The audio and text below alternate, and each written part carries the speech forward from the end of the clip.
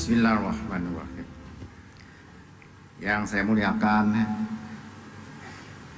Wakil Presiden Republik Indonesia Bapak Profesor Dr. Kiai Haji Ma'ruf Amin,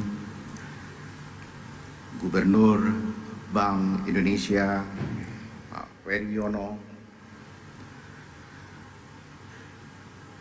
para menteri hadir pada hari ini. Terima kasih Pak Menteri KKP, Menteri Pertanian, Kepala BRIN, dan Kepala BPS, para Sekretaris Jenderal Kementerian, para Kepala Bapeda, para pejabat tinggi Madya Pratama dan pejabat fungsional utama di Kementerian Lembaga, termasuk kelompok milenial. Assalamualaikum warahmatullahi wabarakatuh.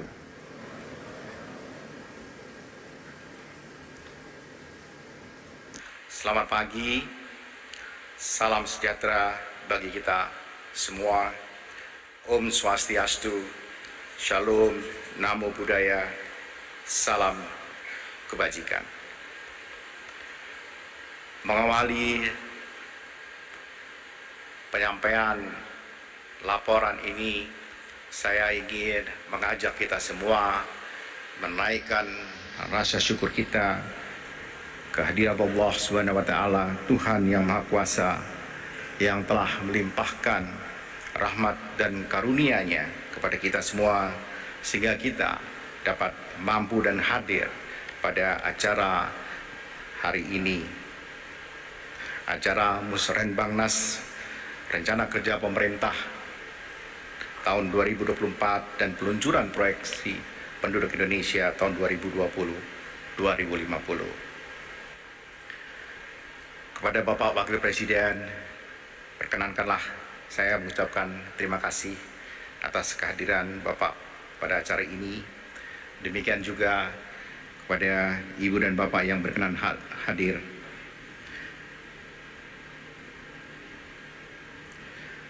Izinkanlah kami pertama menyampaikan proyeksi penduduk Indonesia 2020-2050 yang kami lakukan bersama Badan Pusat Statistik, dan tentu saja akan membawa implikasi yang harus diterapkan oleh pemerintah. Perhitungan proyeksi penduduk tahun 2020 hingga tahun 2050 menggunakan 3 skenario, yaitu skenario trend business as usual tanpa ada kebijakan.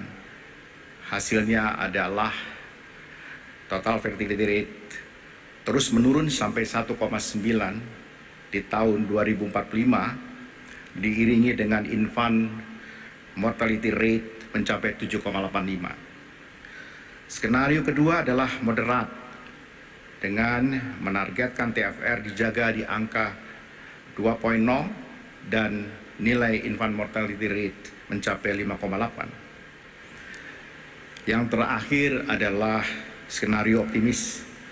Skenario ini yang akan kita capai dengan menargetkan usia harapan hidup sebesar 80 tahun yang sederajat dengan negara-negara maju.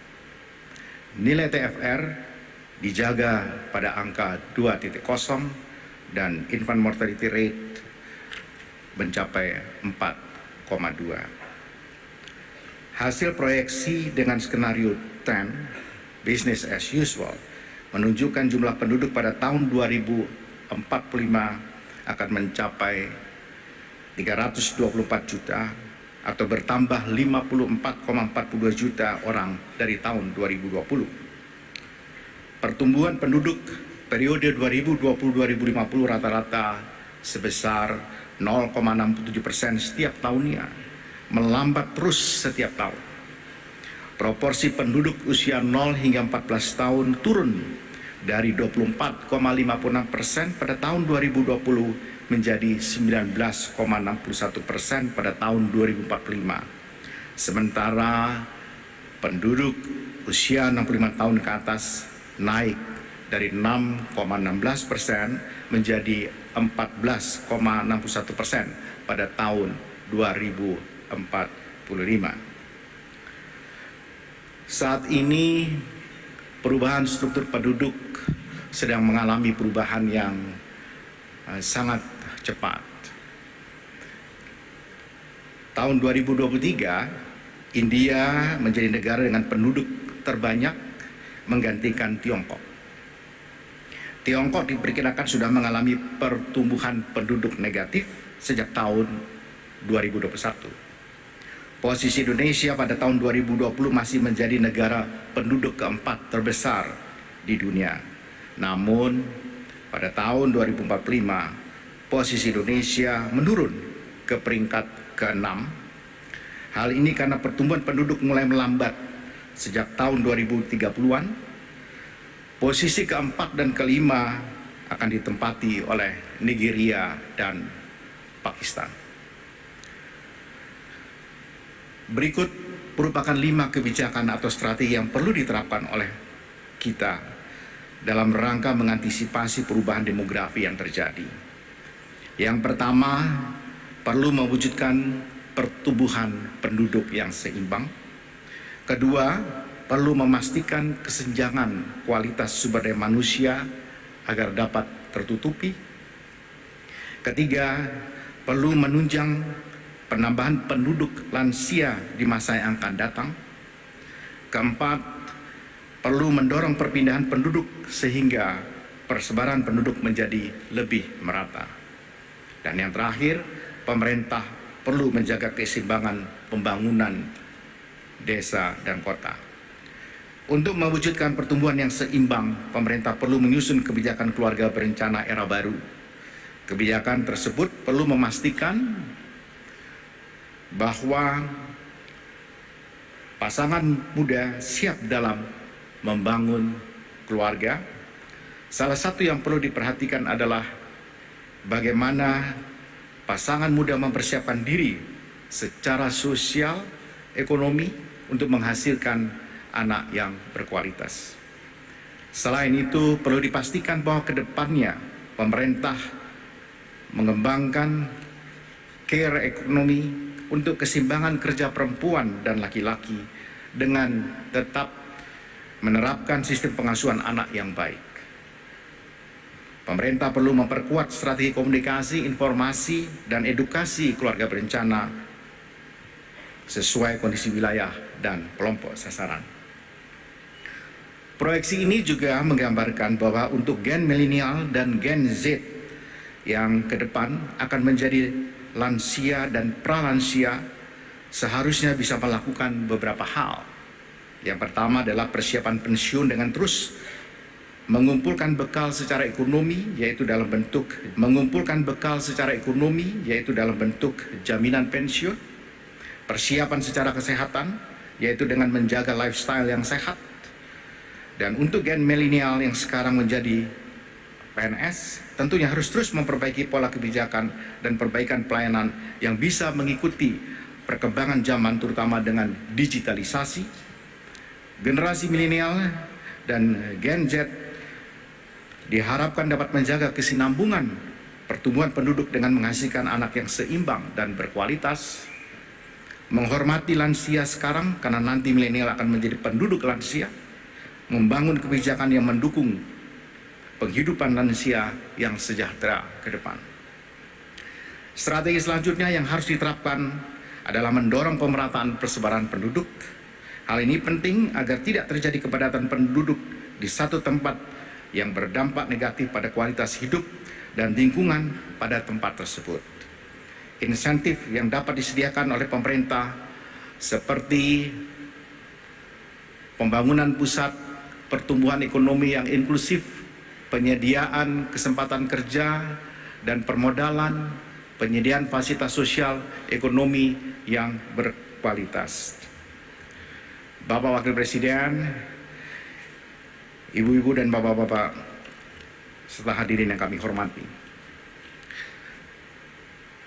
Musrenbangnas tahun 2023 dilaksanakan secara offline yang diharapkan meningkatkan optimisme kita semua untuk bangkit dari kondisi keterpurukan akibat pandemi sehingga mampu mewujudkan transformasi ekonomi yang inklusif dan berkelanjutan.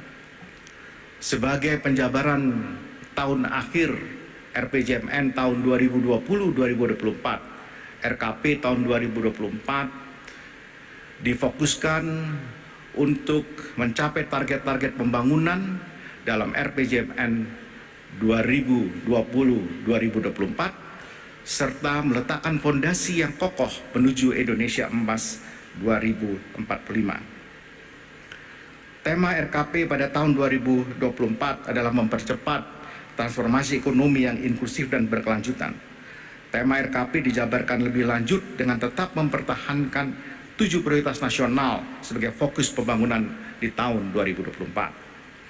Pada rancangan awal, rencana kerja pemerintah tahun 2024 telah ditetapkan target sasaran pembangunan yang menjadi perhatian kita semua. Pertama, pertumbuhan ekonomi antara 5,7 hingga 5,7%, tingkat kemiskinan 6,5 hingga 7,5%, tingkat pengangguran terbuka 5 hingga 5,7%, rasio Gini 0,374 hingga 0,377, indeks pembangunan manusia 73,99 hingga 74,02, penurunan emisi gas rumah kaca pada angka 27,27%, nilai tukar nelayan 107 hingga 110, nilai tukar petani 105 hingga 108. Pada tahun 2024 kita perlu fokus pada penuntasan dan pencapaian target sasaran pembangunan nasional yang juga dipengaruhi oleh pelaksanaan pembangunan di tingkat daerah serta kerjasama dengan para non-state actor. Beberapa indikator pembangunan nasional yang menjadi highlight atau penekanan dalam pencapaian sasaran pembangunan terus diupayakan melalui 8 arah kebijakan, yaitu pengurangan kemiskinan dan penghapusan kemiskinan ekstrim, peningkatan kualitas pelayanan pendidikan dan kesehatan, revitalisasi industri dan penguatan riset terapan, penguatan daya saing usaha, pembangunan rendah karbon dan transisi energi, percepatan pembangunan infrastruktur dasar dan konektivitas, percepatan pembangunan ibu kota Nusantara, dan pelaksanaan pemilu pada 2024. Dalam RKP tahun 2024 akan dilanjutkan pelaksanaan major project yang memiliki peran signifikan dalam mendukung capaian prioritas nasional dengan penekanan pada 16 major project berdasarkan arah kebijakan RKP tahun 2024. Perencanaan seluruh major project itu dipertajam dengan menggunakan mekanisme clearing house untuk menjamin kemanfaatan output pembangunan bagi masyarakat, bukan hanya send tapi deliver. Dapat pula kami laporkan Bapak Wakil Presiden, penyusunan RKP tahun 2024 telah melewati beberapa tahapan yang melibatkan berbagai pemangku kepentingan seperti forum konsultasi publik, rapat koordinasi teknis perencanaan pembangunan, musyawarah perencanaan pembangunan provinsi, serta musyawarah perencanaan pembangunan nasional yang dimulai sejak 2 Mei 2023. Musrenbangnas melibatkan seluruh kementerian, lembaga, dan pemerintah daerah. Dengan pelaksanaan serangkaian kegiatan tersebut diharapkan mampu menghasilkan dokumen perencanaan yang menjamin sinergi seluruh pelaku pembangunan antar instansi pusat, daerah, dan pemangku kepentingan lainnya. Pasca Musrenbangnas akan dilakukan pembicaraan pendahuluan dengan DPR RI dan penetapan peraturan presiden tentang RKP tahun 2024 sebagai dasar penyusunan nota keuangan dan rencana anggaran pendapatan dan belanja negara tahun anggaran 2024. Dan sebagaimana tahun-tahun sebelumnya, Kementerian Perencanaan Pembangunan Nasional Bappenas memberikan penghargaan pembangunan daerah. Dan PPD ini merupakan evaluasi komprehensif dan kreatif dalam rangka meningkatkan keterpaduan pelaksanaan pembangunan pusat dan daerah, serta sebagai bentuk motivasi dan apresiasi kepada pemerintah daerah atas prestasinya dalam melaksanakan pembangunan baik di tingkat provinsi hingga kabupaten. Penghargaan ini merupakan yang kesekian kalinya, dan dengan adanya penghargaan pembangunan daerah ini diharapkan dapat memotivasi dan mendorong pemerintah daerah menyusun perencanaan yang lebih konsisten, komprehensif, terukur, dan aplikabel. Semoga kesempatan yang baik ini dapat semakin meningkatkan komitmen kita bersama untuk mempersiapkan Indonesia maju yang akan datang. Wallahu muwaffiq illa aqwamit thoriq billahi fisabilil haq wallahu musta'an wabillahi taufiq wal hidayah. Assalamualaikum warahmatullahi wabarakatuh.